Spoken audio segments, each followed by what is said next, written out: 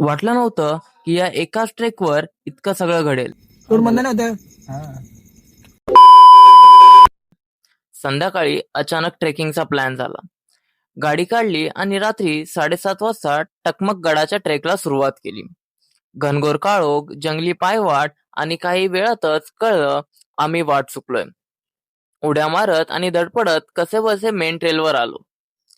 तिथून पुढे अर्धा तास नॉनस्टॉप चढाई केल्यानंतर पोरांची काहीतरी अशी हालत झाली होती.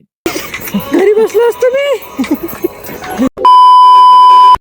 आम्ही अजून थोडं पुढे सरकतोय तोच माझ्या पायाखाली सळसळ जाणवली. पाहतो तर काय, तो होता फुरसा, एक विषारी साप. त्याला कोणताही त्रास न देता आम्ही पुढे सरकलो आणि बघता बघता आम्ही टकमकच्या समिटला पोहोचलो. मित्रांनी फक्त 250 रुपयामध्ये बनवलेला जुगाडी टेंट बांबूच्या सहाय्याने उभा केला.